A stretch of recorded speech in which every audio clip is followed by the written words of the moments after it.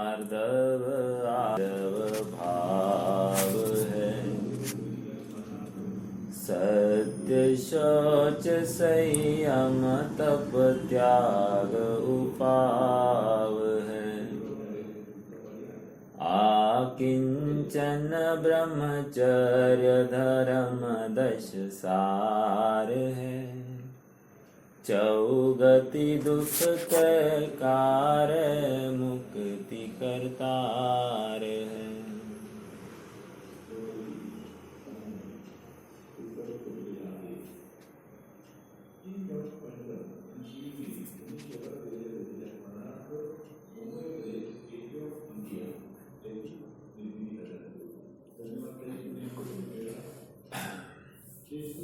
प्रद्युम्न चरित्र की बात है।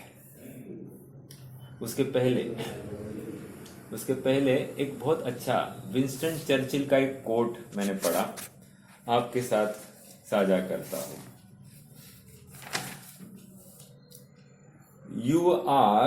If you are going through hell, keep going.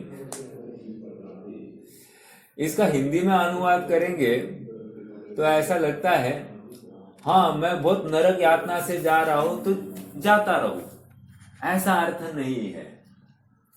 मैं थोड़ा सुनकर गड़बड़ा गया, फिर मैंने सर्च किया। सर्च करने के बाद में उसका अर्थ इस प्रकार निकला, यदि हम थक चुके हैं, हार चुके हैं, हमको कोई भी अब रास्ता दिखाई नहीं दे रहा है, अर्थात अत्यंत कठिन परिस्थितियों में, प्रतिकूलताओं से हम घिरे हुए हैं, अब आशा की कोई किरण भी नहीं है, तो भी हे पथिक तू तो आगे बढ़ता चल, अर्थात हिम्मत मत हारना, तुम थोड़ा सा आगे चलना, तुम्हारा काम हो जाएगा। एक घटना मैंने आप सबके साथ में साझा की थी। एक तैराक थी और उस तैराक को कोई खाड़ी को तैरकर पार करना था। आज तक किसी ने वो खाड़ी पार की नहीं थी और उस खाड़ी में बड़े बड़े मगरमच्छ और मतलब जानलेवा निगलने वाले ऐसे बड़े बड़ी मछलियां उसमें मौजूद थी और ऐसी खाड़ी को पार करने का उस महिला ने प्रण कर लिया। योग ऐसा बना, अरे गया,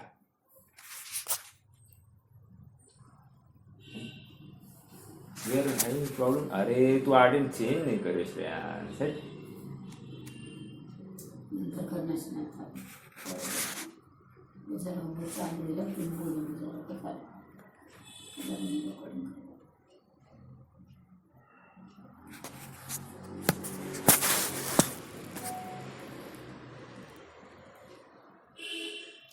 हाँ मेरी आवाज आ रही है क्या?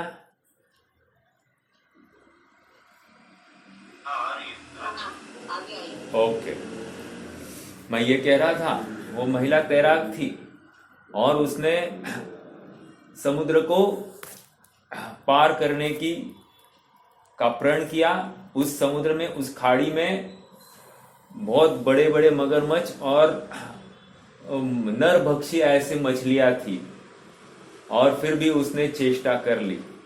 योग ऐसे बना कि वो लगभग खाड़ी, और वो खाड़ी को पार करने का समय 24 घंटे था, अर्थात 24 घंटे तैरना था।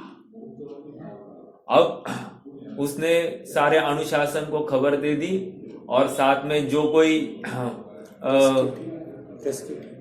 रेस्क्यू टीम थी वो भी साथ में चली, उनकी भी जहाज, सब उसके पीछे पीछे, और ये तैर रही है। योग ऐसा बना कि वो तैर रही है, थक तो गई थी लेकिन उसको सामने पूरा ऐसा धुंधला सा दिखाई दे रहा था। उसको लगा कि अरे और कितना आगे जाऊंगी, मैं थक भी गई हूं और अब मैं ज्यादा आगे बढ़ नहीं सकती। उसको लगा और उसने इशारा कर दिया रेस्क्यू टीम को और उसने कहा मैं गिव अप कर रही हूं। और जैसे ही वो जहाज पर आ गई, उसने देखा कि कि आधे 1 किलोमीटर पर ही किनारा था। अब 23.5 घंटे जो मेहनत हो गई थी वो आधे घंटे के लिए, सॉरी 15 मिनट, आधे किलोमीटर के लिए, वो सब मतलब वो गई ना मेहनत। हौसला हारना ये कितनी बड़ी कमजोरी का परिचायक है। मैं भी एक शुद्धात्मा हूं, ये हौसला जो हार जाएगा, मैं अनादि निधन वस्तु हूं, ये हौसला जो हार जाएगा वही आत्मघात, वही दुख की खाई में प्रवृत्ति करेगा। समझ में आ रहा है? बहुत विचारणीय बिंदु है। आज बहुत अच्छी बिंदु के ऊपर चर्चा करनी है। देखते हैं कितना समय मिलता है और कितनी सफलता आती है। औरंगजेब की बात ये तो चलो ठीक है, मैं दूसरी लेता हूं। प्रद्युम्न चरित्र आप सबने सुना होगा। प्रद्युम्न चरित्र किसकी बात है? मधु राजा का जी भी आगे चलकर प्रद्युम्न हुआ है। और मधु राजा कौन? वही मधु राजा जिन्होंने युद्ध भूमि के बीच में, नहीं वो अलग है, ये दूसरे है। चलो जो कोई होंगे, मधु राजा का जीव है। हाँ, लेकिन उन्होंने भी जो क्या हुआ है, धूमकेतु नाम का असुरेंद्र आकाश मार्ग से गमन कर रहा है। ओके, और गमन करते करते अचानक उनका देह विमान रुक गया। तो रुकने के कारण क्या होते हैं? अनेक कारणों में से एक कारण होता है कोई शत्रु का नीचे होना। वैसे एक कारण तो तीर्थंकर है, जिनालय है, आदि आदि बहुत कुछ है, लेकिन एक कारण उनमें से शत्रु का नीचे होना। और देखा उन्होंने, आश्चर्यचकित, मेरा विमान रुक गया, ऐसा कैसे हो सकता है? आश्चर्य से उन्होंने झांक कर देखा क्या है नीचे। देखा तो पता चला एक छोटा सा बच्चा है, और बच्चा नवजात बालक है, नवजात बालक। मेरे ख्याल से 3 दिन का है, 3, 7, 8, मतलब आप एकदम नवजात बालक, आप इसके ऊपर क्या ले सकते हैं? और बालक किसका है? 3 खंड के अधिपति कृष्ण का, जो रुक्मिणी के निमित्त से उत्पन्न हुआ है। अब क्या करे? बैर इस बालक को देखकर बैर उत्पन्न हुआ है, या वो बालक अपने में छुपे हुए बैर का परिचायक है? कल मैंने बताया था क्या, वो बालक को देखना या फिर ये विमान का रुकना किसका परिचायक था? हम में जो हम उस बैर को ढो रहे हैं उसका परिचायक था। समझ में आ रहा है कुछ? मतलब, और ये बैर कौन सा था? पूर्व भव में मधु राजा ने इस धूमकेतु का पूर्व भव क्या नाम है मुझे याद नहीं है, वीरसेन, राजा वीरसेन के पत्नी का हरण किया था। अब वो तभी हरण किया था, वो बैर चालू है, इसने मेरी पत्नी का हरण किया। बहुत खतरनाक बात है ये दिमाग से जाती ही नहीं, इतना वो खलता है। पुराण साक्षी है इसके। और इसने हरण किया था, वो निरंतर वो बैर धारण कर रहा है। और देखो इसने उठाया, इसको उठाया, अब उठाकर विचार कर रहा है तेरे साथ क्या किया जाए ठाकुर, क्या किया जाए? वो विचार कर रहा है इतने से बालक का क्या करूं। उसने सोचा इसके टुकड़े टुकड़े कर दूं और गिद्धों को डाल दूं, गिद्ध खाएंगे, बहुत दिन से भूखे होंगे, गिद्ध डाल दूं। बोले ये साधारण बात है, तो क्या किया जाए? इसको एक काम करता हूं, हाँ समुन्द्र में ही डाल देता हूं। मगरमच्छ बहुत दिन से भटक रहा होगा, खा लेगा, पेट भर देगा। लेकिन बोला क्या होगा इससे भी। फिर विचार किया, गमन करते करते उठाया है बालक को, गमन करते करते उसको मिल गया एक खाई दिखी, अटवी दिखी, अटवी। 8वीं में उसने क्या किया, उसने बोला हाँ ये अच्छी जगह है, ये मतलब झुलस झुलस कर मर जाएगा इस जगह पर, इसलिए उसने वहां पर रखा। और रखा ही नहीं, उसके ऊपर बहुत बड़ा पत्थर रख दिया, और इसी ये सोचकर कि वो मर जाएगा, योग ऐसा, देवतारी त्याला कौन मारी या दैवतारी त्याला कौन मारी। अपने अपेक्षा में दैव खड़ा है तो कोई बाल बाका करने के लिए तैयार नहीं है, कर सकता नहीं, और दैव खड़ा नहीं है, अब ये पैर फिसल गया, ये साफ हो जाएगा। समझ में आ रहा है क्या? किससे कुछ खत्म, मतलब क्या हो जाएगा अपन बोल नहीं सकते, निमित्त तो लाख पड़े हैं। बट ये 17 बार अटेम्प्ट किया है, उस धूमकेतु असुरेंद्र ने 17 बार अटेम्प्ट किया इस प्रद्युम्न को मारने का, एक बार भी सफल नहीं हुआ। कहने की बात इतनी है कि अपना पूर्व का वैर कैसे साथ में कैरी करता है और उसका फल कैसे आता है। उत्तम क्षमा धारण करना यही श्रेयस्कर है। पंडित टोडरमल जी की भाषा में ऐसा कह सकते हैं, आप क्रोध करके दूसरे का बुरा करना चाहता है, आप क्रोध करके दूसरे का बुरा करना चाहता है, लेकिन बुरा तो भवितव्यता के अनुसार होता है। फिर कंक्लूजन, आप स्वयं क्रोध करके क्यों पाप बंद करता है, उत्तम क्षमा को क्यों अंगीकार नहीं करता। आश्चर्य प्रश्न पूछा है, विचार करना। आगे हमको लोग अक्सर कहते हैं, हमको झुका सके जमाने में वो दम नहीं। हमको झुका सके जमाने में वो दम नहीं, जमाना हमसे है, हम जमाने से नहीं। बोलने वाले तो इतनी सब बातें करते हैं, लेकिन उनको ये कूपमंडूक वृत्ति छोड़ देनी चाहिए। क्यों? क्योंकि रहीम का एक दोहा है, उसको उत्तर दे रहे हैं क्या, जो नाचत कटपुतरी कर्म न चावत गात, अपने हाथ रहीम जो नाही अपने हाथ।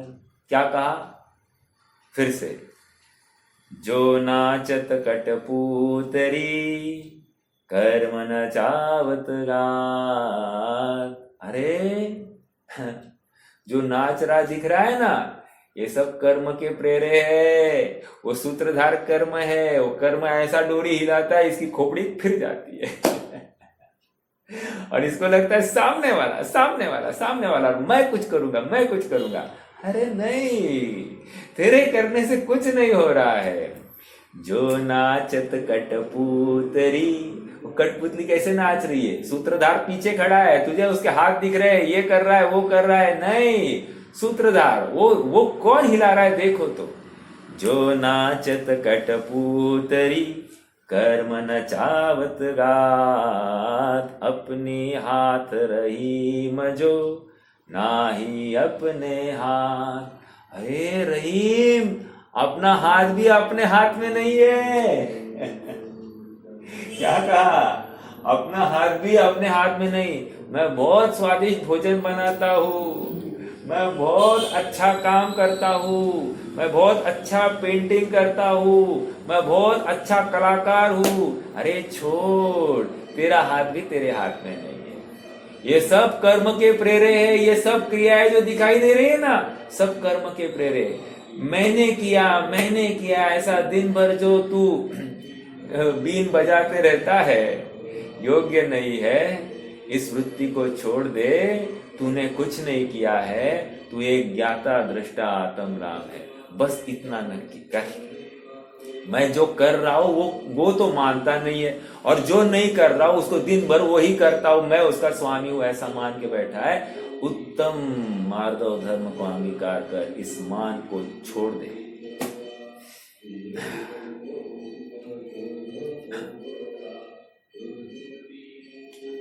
विरक्ति की चाह होना अच्छी बात है। और सुखार्थी जीव संयम को धारण नहीं करता है तो खेद तो उसको निरंतर बने रहता है, निरंतर खेद बने रहता है कि मैं संयम धारण नहीं कर पा रहा हूं।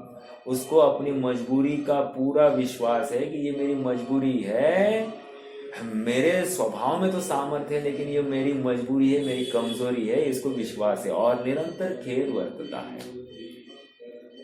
लेकिन जो लोग बहुत विरक्ति के भावना गाते हैं, बहुत विरक्ति के गीत गाते हैं, जो लोग विरक्ति के तो बहुत गीत गाते हैं, संत साधु बन के विचरू वह घड़ी कब आएगी। विरक्ति की कितने गीत गाए, रोज सुबह उठकर गाते हैं, लेकिन विरक्ति की भावना ही नहीं पाते।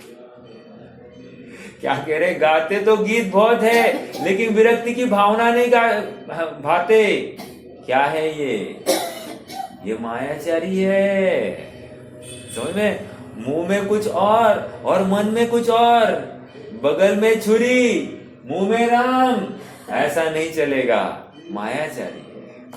समझ में आ रहा है क्या? तो तन सो होए सो वचन उच्चरिए, मन में होए सो क्या है वो, क्या काम है ने? मन में होए सो वचन उच्चरिए और वचन उच्चरिए सो तन सो करिए। समझ में आ रहा है क्या? करिए सरल तीनों जोग अपने। अरे योग को सरल करो, नहीं तो नहीं करो, अपने परिणामों को सरल करो, अपने आप योग ठीक हो जाएंगे। समझ में आ रहा है? मायाचारी अंगीकार करने का फल बहुत बुरा कहा है। देखो, मैं पंडित रविंद्र जी की एक चेतो चेतो आराधना में एक छंद है, देखो, मायाचारी संक्लेशता का फल कहे तिर्यंच। फिर से, मायाचारी संक्लेशता का फल कहे तिर्यंच। जागो अब मोह नींद से, छोड़ो झूठे प्रपंच। जिन धर्म पाया भाग्य से, दृष्टि करो निर्मल। देखो देखो यह जीव की विराधना का फल। ये पकड़ में आ रहा है क्या? कितना कह रहे, मायाचारी संक्लेशता का फल कहे तिर्यंच। ओ, मैं जितनी बार मायाचारी की है उसका फल तिर्यंच है। और तिर्यंच है ऐसा विचार नहीं करना चलता फिरता तिर्यंच। अपने पास तिर्यंच कहा तो डायरेक्टली ज्ञान का गे वो एक इंद्रिय निगोदिया जीव हो जाना चाहिए, जहां से निकलने के लिए अवसर नहीं, क्योंकि तुम्हें खोपड़ी नहीं मिलेगी, तुम्हें बुद्धि नहीं होगी, तुम्हारी ताकत ही नहीं होगी, हित अहित का विवेक या विचार करने की सामर्थ्य ही तुम्हारी नहीं होगी। समझ में आ रहा है क्या? तिर्यंच कोई चलता फिरता बुद्धिवान संगी पंचेंद्रिय ऐसा बिल्कुल भी भ्रांति से भी खड़ा नहीं करना। उत्तम आर्जव धर्म को हम अंगीकार करें।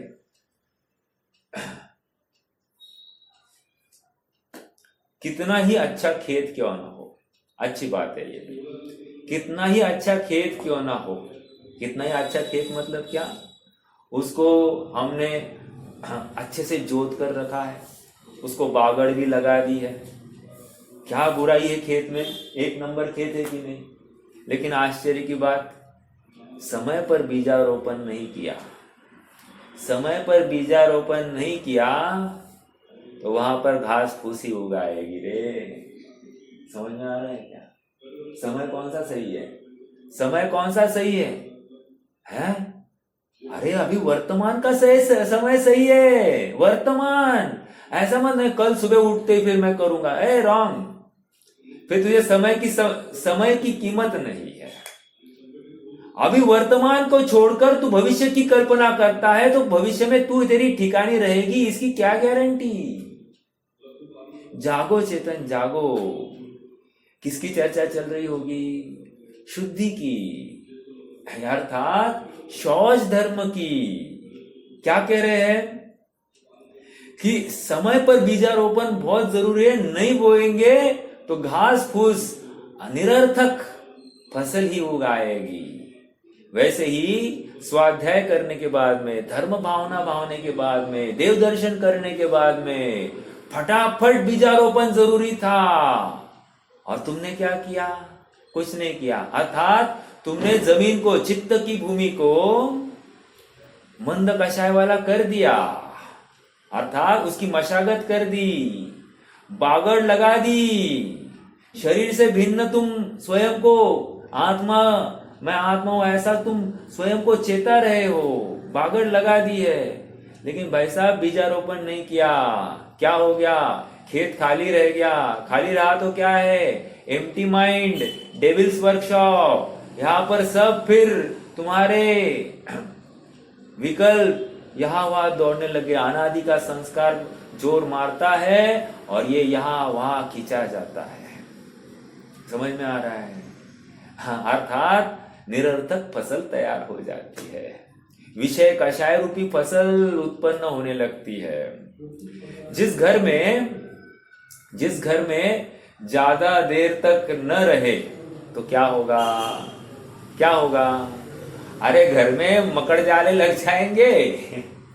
समझ में आएगा? जहां तहां जाले जाले जाले, बराबर। अर्थात जाले अपना घर बना लेते हैं। उसी प्रकार निज घर में बहुत देर तक वास नहीं हो तो क्या होगा? तो शुभ अशुभ भाव बने रहेंगे और वे अपनी जगह बना देंगे। शुद्ध भाव नहीं होगा तो शुभ अशुभ भाव तो बने रहेंगे। समझ में आया? अर्थात वे वास करना चालू कर देंगे। समझ में आया? और सुनो, अधिक काल तक उस घर में नहीं रहा जाए तो भूत व्यंतर भी उस घर में रहना चालू कर देते हैं। अच्छा, तो क्या अच्छा है ना? नहीं नहीं नहीं। वैसे ही हम निज घर में अधिक काल तक वास नहीं करेंगे तो अनर्गल प्रवृत्ति बढ़ती है, दिन भर विकथा और अशुभ भाव में मेरा चला जाएगा। अर्थात ये भूत व्यंतर प्रवेश कर लेंगे। इसलिए निज रस का क्षण भर, निज रस को क्षण भर पीछे तन। एक क्षण के लिए तो आपने निज रस को पी तो ले, आनंद मना। वो कहते हैं ना, first wine, man drinks wine, then wine drinks wine, and then wine drinks the man.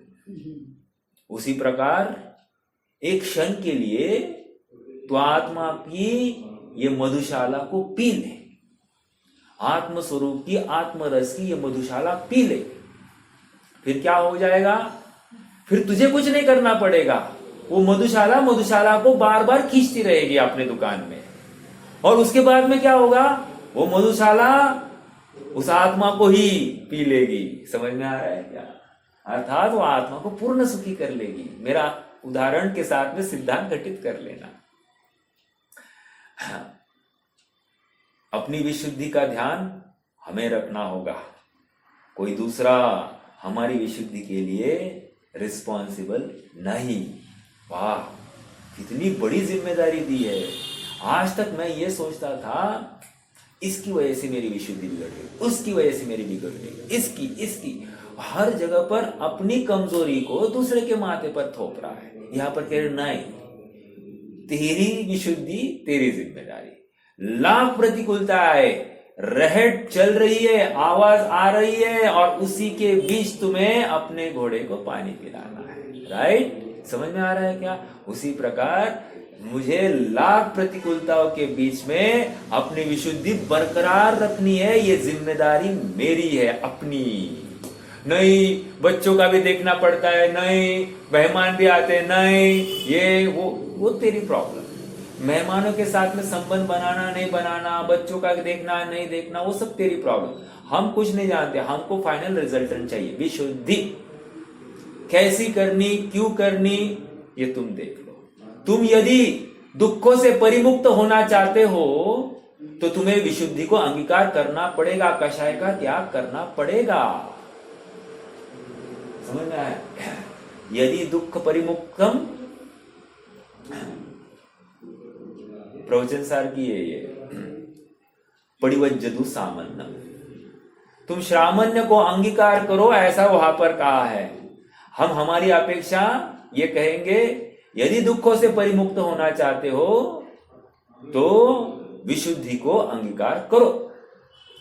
और विशुद्धि मतलब आत्मभावना, आत्मभावना के अलावा और कुछ नहीं। और प्रामाणिक आत्मभावना, जहां पर निरंतर आत्मा, दिन रात आत्मा का चिंतन, मृदु संभाषण में वही कथन, वही कथन। अरे कोई आएगा तो भी मैं आत्मा बोलूंगा, किसी को सुनाने की जरूरत पड़े तो आत्मा की ही बात करूंगा, मैं अन्य निरर्थक बातें नहीं करूंगा। दिन रात आत्मा का चिंतन, मृदु संभाषण में वही कथन, निर्वस्त्र दिगंबर काया से ही प्रकट हो रहा अंतरम। मेरी वो वस्त्र, निर्वस्त्र काया मेरे अंतर मन का परिचायक है। समझ में आ रहा है? उसी प्रकार ये विशुद्धि बाहर में जिसका अवलंबन हो रहा है वो मेरे अंतर मन का परिचायक है, मेरे झुकाव का परिचायक है।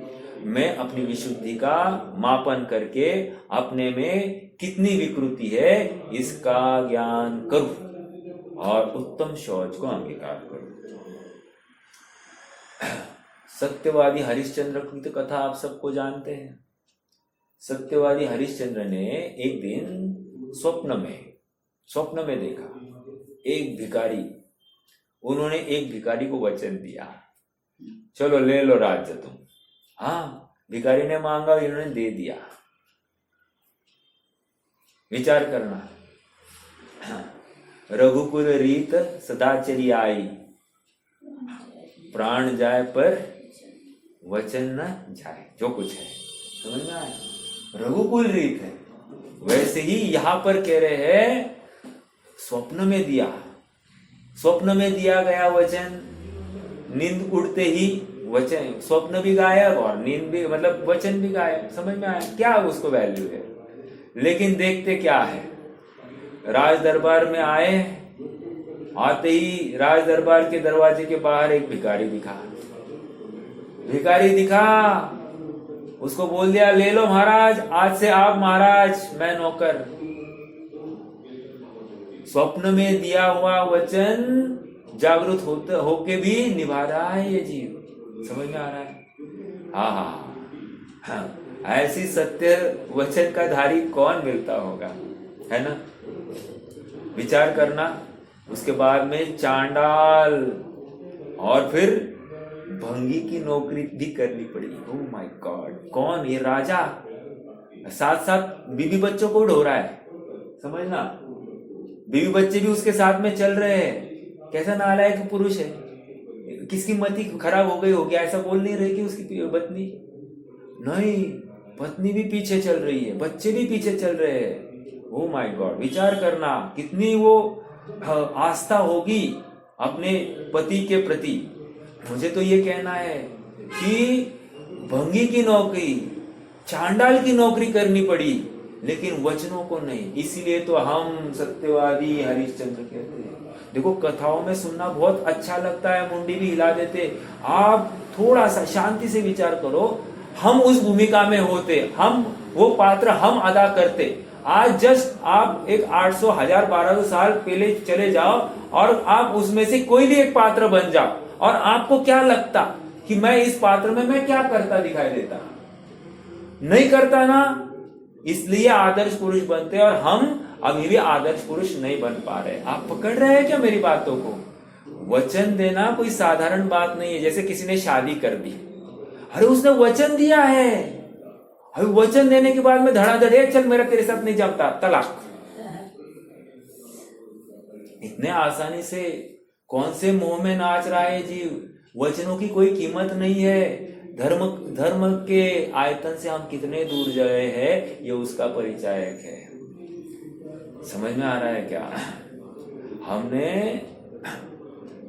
कच्ची गोलियां नहीं खाई है, अध्यात्म का तुमने संस्कार धारण किया है, तुम्हारा अध्यात्म सच्चा होगा तो तुम बार बार यहां से जाने की कोई बात भी नहीं करोगे। समझ में आ रहा है क्या? बहुत गंभीर बातें हैं। थोड़ा सा और सत्य धर्म की बात चल रही है। सत्य धर्म एक्चुअली वस्तु ही सत्य स्वरूप है, ये सत्य धर्म में मैं समझ रहा हूं, लेकिन जो व्यवहार में भी जिसको सत्य कहा जाता है उसकी भी कितनी कीमत है ये समझना जरूरी है। देखो, विचार करना, हमको कोई रोग हो जाए या हमारे ऊपर कोई आपदा आ जाए, हम भगवान के दरवाजे खटखटाते कि नहीं? हे भगवान, यदि मैंने तेरी सच्ची सेवा की है, यदि मैं तेरा सच्चा भक्त हूं, तो मुझे इस आपदा से बाहर करते कि नहीं करते?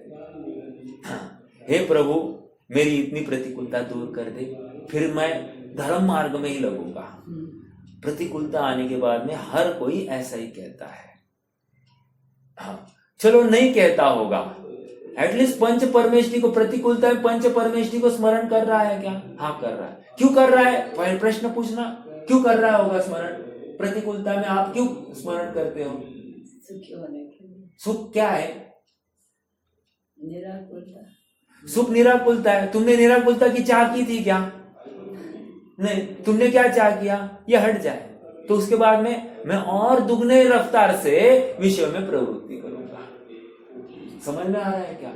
हम हर बार बीमार पड़े, हर बार विपदाएं हमारे सामने आई, और उन विपदाओं के दूर होने पर मैं और दुगनी रफ्तार से विषयों की तरफ दौड़ता चला गया, टुकड़ुक टुकड़ुक टुकड़ुक। समझ में आ रहा है क्या?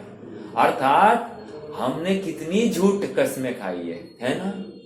हमने कितने बार, और ये तो भिखारी को वचन दिया तो उसको निभाया, या 3 लोग के नाथ को वचन देते हर बार और उसको हम पीठ दिखाकर आ जाते हैं, टुक टुक।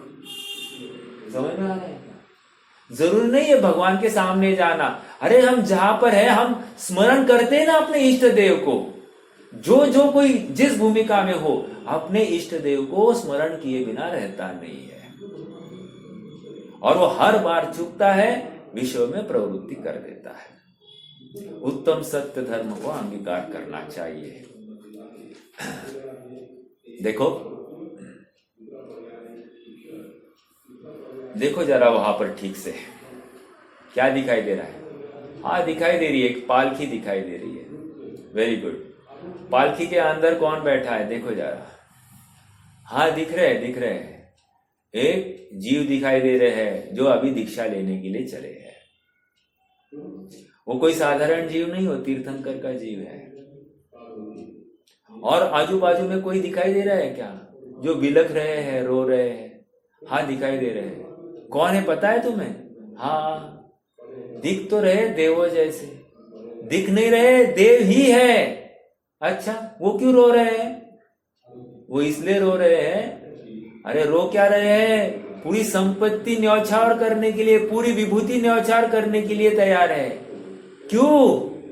क्योंकि वे संयम अंगीकार नहीं कर पा रहे हैं, और भगवान की पालकी संयमी ही अंगीकार उठा सकता है। समझ में आया? अभी जो देव संयम धारण के लिए अपनी विभूति को न्यौछावर करने के लिए तैयार है, और ये यहां पर क्या कर रहा है? संपत्ति बटोर रहा है और देव को भूल रहा है। समझ में आ रहा है क्या?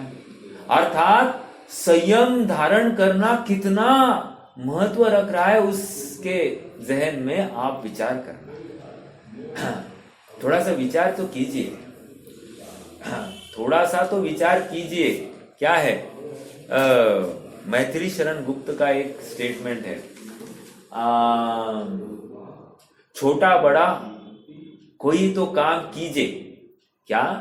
छोटा बड़ा कोई तो काम कीजिए, काम करने से पहले थोड़ा विचार जरूर कीजिए। मतलब मात्र काम करने की बात नहीं है, विचार पूर्वक काम करने की बात है।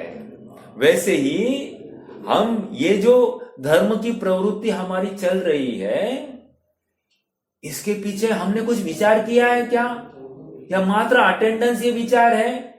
संयम धारण करने का कोई भाव है क्या? सुखी होने का कोई भाव है क्या? मात्र अटेंड करने से मैं सुखी नहीं होऊंगा, 100% नहीं, 1% गारंटी नहीं है कि मैं ये संयम मतलब इस प्रवचन को सुनकर मैं सुखी हो जाऊंगा, नहीं। लेकिन ऐसा लगता है ना कि प्रवचन सुनते तो बहुत अच्छा लगता है। तो अच्छा लगता है तो प्रवचन की वजह से नहीं लग रहा है, तो तुम्हारे परिणाम मंद कषाय वाले हुए हैं, तुम्हारे ज्ञान में आसक्ति कम हो गई है, विषयों की वासना कम हो गई है, और विषयों की वासना कम होते ही तुम्हें अच्छे लगने लग जाता है। तो विषय पूरे खत्म हो जाएंगे, तुम्हें बहुत अच्छा लगने लग जाएगा। अरे ये उसका नियम होता। लेकिन तुम्हें क्या लगता है? नहीं, प्रवचन से अच्छा लग रहा है, विषय भोग मिलेंगे तो मुझे अच्छा लगेगा। नहीं, वैसा नहीं है।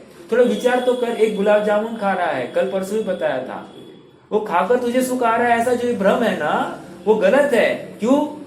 क्योंकि वही गुलाब जामुन कुछ काल के बाद में तुम्हें नीरस और दुखदायी भी भाषित हो सकता है। बस एक के बदले 10 खा लो, उसके बाद में 11वां देखो क्या हालत हो जाती है। चलो तुम्हारा स्टेमिना ज्यादा है, तुम 50 खा लो, 50 के बाद में 60 के बाद में 100।